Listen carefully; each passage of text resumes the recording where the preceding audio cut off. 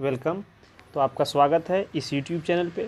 तो हम लोग इस वीडियो में देखेंगे आज कक्षा 10वां का भूगोल, और इस भूगोल का चैप्टर नंबर 1, ठीक है।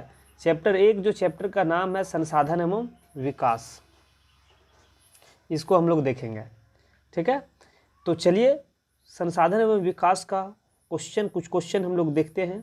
और हाँ, ये जो संसाधन एवं विकास का चैप्टर जो है आपका एक ही वीडियो में पूरा ख़त्म कर दिया जाएगा और 10 मिनट में ख़त्म कर देंगे, ठीक है। आप 10 मिनट तक बने रहिए, देखिए 10 मिनट के अंदर में ही आपका ये चैप्टर ख़त्म हो जाएगा। और हाँ, जो भी क्वेश्चन बताया जाएगा सभी क्वेश्चन VVI क्वेश्चन है, ठीक है। एग्ज़ाम में, आपके बोर्ड एग्ज़ाम में पूछा जा सकता है। और अगर इस क्वेश्चन को आप देख लिए तो इसी के अंदर से आपके बोर्ड एग्जाम में आने वाला है, ठीक है। तो चलिए हम लोग देखते हैं।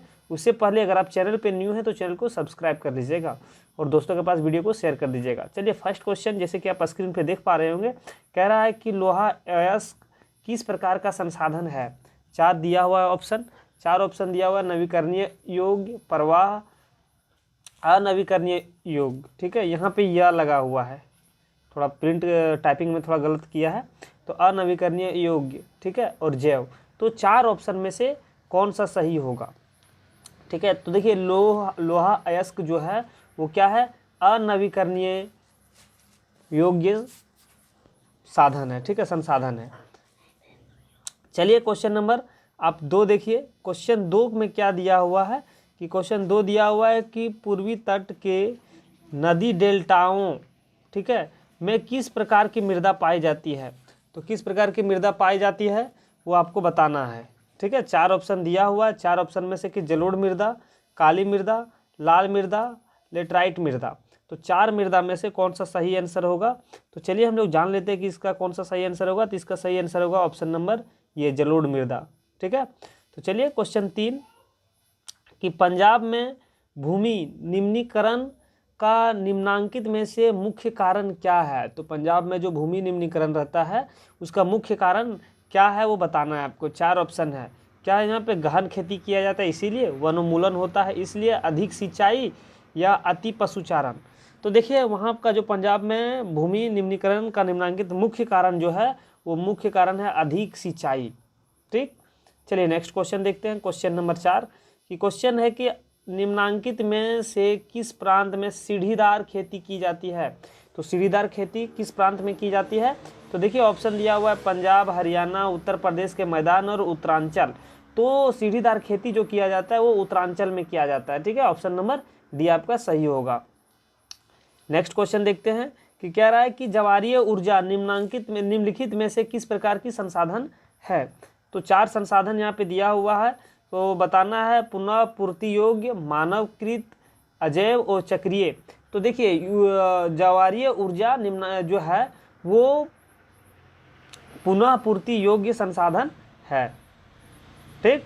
चलिए नेक्स्ट क्वेश्चन देखते हैं। क्वेश्चन में है, नेक्स्ट क्वेश्चन है कि इनमें से किस राज्य में काली मृदा मुख्य रूप से पाई जाती है। तो किस राज्य में काली मृदा मुख्य रूप से पाई जाती है। तो देखिए जम्मू कश्मीर है, महाराष्ट्र है, राजस्थान है, झारखंड है। तो जो काली मृदा अधिक पाई जाती है वो महाराष्ट्र में है मुख्य रूप से, ठीक है। चलिए क्वेश्चन 7 देखते हैं। 7 में दिया कि कपास की खेती के लिए कौन सी आदर्श मृदा है। तो कपास की खेती कौन सी मृदा में अधिक होती है वो आपको बताना है। तो देखिए यहाँ पे 4 है कि रेगुड़ मृदा, लेटराइट मृदा, मरुस्थलीय मृदा और पर्वतीय मृदा। तो कपास के लिए जो उचित है आपका जो मिट्टी वो है आपका रेगुड़ मृदा, ठीक। चलिए क्वेश्चन हम लोग 7 देखते हैं, ठीक है। क्वेश्चन 7 हम लोग देखते हैं, 7 देख लिए, क्वेश्चन 8 हम लोग देखेंगे। तो 8 में देखिए ध्यान से कि उत्पत्ति के आधार पर संसाधन का वर्गीकरण कितने प्रकार में किया गया है। उत्पत्ति के आधार पर, यहाँ पे समझिएगा सबसे पहले उत्पत्ति के आधार पर। तो उत्पत्ति के आधार पर संसाधन का कितने आधार पे मतलब कितने भागों में बांटा गया है। तो 2 भागों में बांटा गया है, ठीक है। चलिए 9वां नंबर क्वेश्चन है कि काली मिट्टी कौन सी फसल के उपयुक्त है। तो काली मिट्टी कपास के लिए उपयुक्त है, तिलहन के लिए उपयुक्त है, कपास और तिलहन दोनों के लिए उपयुक्त है, या फिर इनमें से कोई नहीं। तो देखिए काली मिट्टी जो है वो कपास के लिए भी बहुत ज़रूरी है और तिलहन के लिए भी बहुत ज़रूरी है। तो क्या हो जाएगा, ये और बी, ठीक है। ऑप्शन नंबर आपका सी सही होगा। चलिए क्वेश्चन 10 देखते हैं कि 10 में कह रहा है कि आयु के आधार पर जलोढ़ मृदा में कितने प्रकार के हैं? तो उम्र के हिसाब से, आयु के हिसाब से जलोढ़ मृदा 2 प्रकार के होते हैं। 4 ऑप्शन दिया हुआ, लेकिन आपका आंसर 2 प्रकार के होते हैं। ठीक है, 2 प्रकार के होंगे। अब ये 2 प्रकार जो होते हैं, एक बांगर होता है और एक खादर। ठीक है, बांगर और खादर ये आयु के आधार पर बांटा गया है। ठीक, चलिए नेक्स्ट क्वेश्चन, 11 क्वेश्चन देखिए। कहता है कि समाप्ति के आधार पर संसाधन का वर्गीकरण कितने प्रकार में किया गया है? तो समाप्त के आधार पर संसाधन का जो वर्गीकरण किया गया है कितने? तो 2, 3, 6, 4। तो देखिए यहाँ पे 2, ठीक है, 2 आधार मतलब कि 2 प्रकार में इसको बांटा गया है।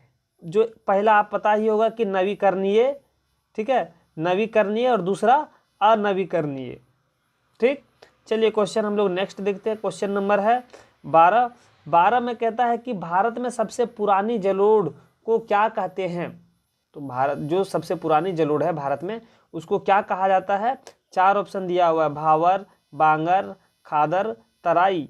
तो क्या कहा जाता है वो बताना है। चलिए फटाक से कमेंट करके आप हमें बताइए। तो क्या कहा जाता है? तो हम लोग जान लेते हैं अब इसको क्या कहा जाता है। तो ये इसको कहा जाता है बांगर। ऑप्शन नंबर बी सही होगा आपका। ठीक है, चलिए 13 नंबर क्वेश्चन देखते हैं।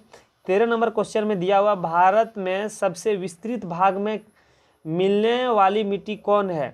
तो जो विस्तृत भाग में मिलने वाली मिट्टी, 4 ऑप्शन दिया हुआ, लाल पीली, पठारी, जलोढ़ और काली।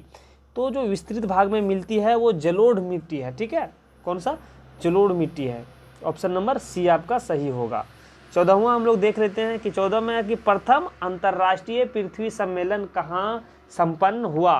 तो देखिए ये आप बहुत पहले से भी पढ़ते आ रहे होंगे और इस अभी भी आप बुक को अच्छे तरीके से आप रीड किए होंगे तो आप समझ में आ गया होगा। ठीक है, तो देखिए यहाँ पे दिया हुआ Geneva, Rio de Janeiro, Paris और नई दिल्ली। तो प्रथम जो अंतर्राष्ट्रीय पृथ्वी के बारे में सम्मेलन जो हुआ था वो रियो डी जेनेरो में हुआ था।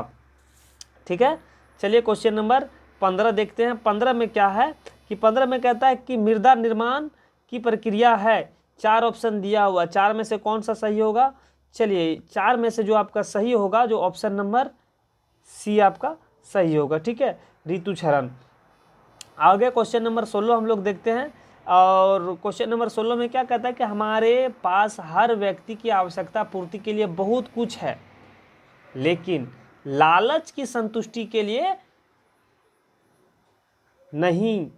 किसने कहा है? ये जो तथ्य कहा है, ये बात जो कहा है, किसने कहा है? पंडित जवाहरलाल नेहरू, सुंदरलाल बहुगुणा, महात्मा गांधी और नरेंद्र मोदी।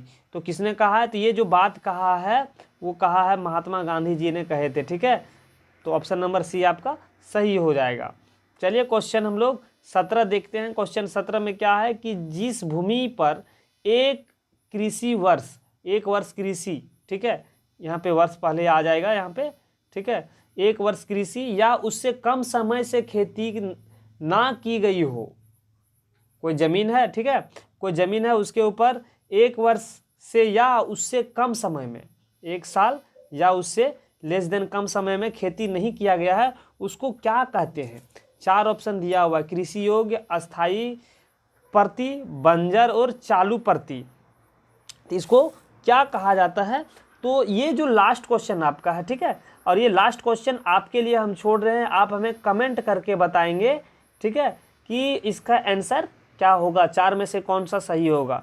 ठीक है, तो आप ज़रूर कमेंट कीजिएगा, ऐसा नहीं कि आप कमेंट करना ही भूल जाएं। ठीक है, तो चलिए ये लास्ट क्वेश्चन था आपका, हम लोग देखें, और इस चैप्टर से हम लोग कुल मिला के 17 क्वेश्चन देखें। ठीक है, और ये 17 क्वेश्चन VVI क्वेश्चन है। आपके बोर्ड एग्जाम में इसी के अंदर से आने के बहुत चांस है, 99% आपका एग्जाम में इसी के अंदर से आएगा, इस चैप्टर से। ठीक है, तो आप इस जो मतलब कि क्वेश्चन दिए हैं आपको, ये सभी क्वेश्चन को आप नोट कर लीजिए। ठीक है, नोट करके आप रखिए, जब मॉडल पेपर आएगा तो उसमें आपको आसानी होगा ढूंढने में, मिलाने में। ठीक है, तो चलिए हम लोग वीडियो को अब समाप्त कर देते हैं। उससे पहले अगर चैनल पे आप न्यू हैं तो चैनल को सब्सक्राइब कर लीजिएगा। ठीक है, और साथ में अपने दोस्तों के पास भी शेयर कर दीजिएगा। चलिए वीडियो को अंत करते हैं। जय हिंद।